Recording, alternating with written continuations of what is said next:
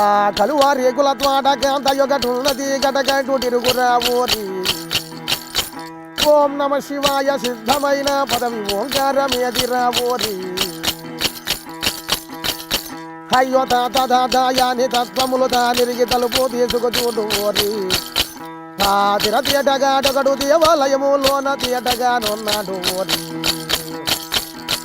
యారాళ్ళ వాషాయనుచు నారాయణ బ్రహ్మ కనిపెట్టి ఉన్నాడు ఓరి ఆ శాశాశాయాని శివపోతులు రయ్య మన సాక్షిగానున్నాడు ఓరి ఓం నమ శివాయ.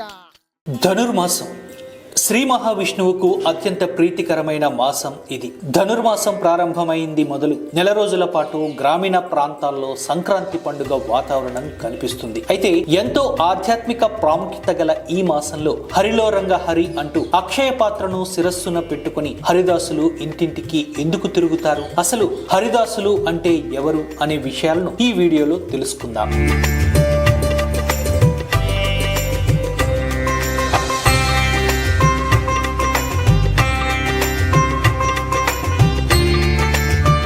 హరిదాసులను శ్రీ మహావిష్ణువు ప్రతినిధులుగా పెద్దలు చెబుతారు. వీరు అక్షయ పాత్ర అనబడే గుండ్రని రాగి పాత్రను తలపై ధరిస్తారు. ఒక చేతిలో చిడతలు, మరో చేతిలో తంబుర, కాళ్లకు గజ్జెలు కట్టుకుంటారు. నుదుటన 3 నామాలు, పంచె, పైన సాలువ కప్పుకొని కనిపిస్తారు. సూర్యోదయానికి ముందే శ్రీకృష్ణుడు గోదాదేవిని స్మరించి తిరుప్పావై పఠించి అక్షయ పాత్రను ధరించి గ్రామ సంచారం ప్రారంభిస్తారు. వీధుల్లో తిరుగుతూ విష్ణు కీర్తనలు ఆలపిస్తూ ఉంటారు. అదే క్రమంలో చిడత తంబూర, గజ్జెలను లయబద్ధంగా కదిలిస్తుంటారు. వీరి ప్రత్యేకత ఏమిటంటే వీరు ఇంటింటా సంచరిస్తున్న క్రమంలో ఎవరిని భిక్షం అడగరు. ఎవరైనా దానం చేస్తే బియ్యం, డబ్బు ఇస్తే అక్షయ పాత్రలో వేసేందుకు వీలుగా కిందకు వంగుతారు.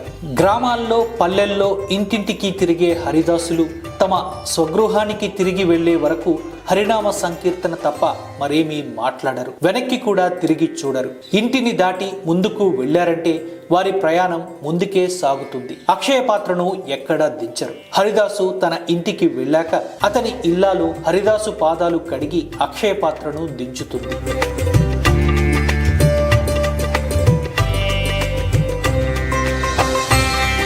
శ్రీకృష్ణునికి మరో రూపంగా హరిదాసులను భావిస్తారు. ముగ్గులు, గొబ్బెమ్మలతో చక్కగా అలంకరించిన ఇంటి ముందు హరినామస్మరణ చేసి వారిని అనుగ్రహించడానికి హరిదాసు రూపంలో శ్రీ మహావిష్ణువు వైకుంఠపురం నుండి వస్తారన్నది పెద్దల నమ్మకం.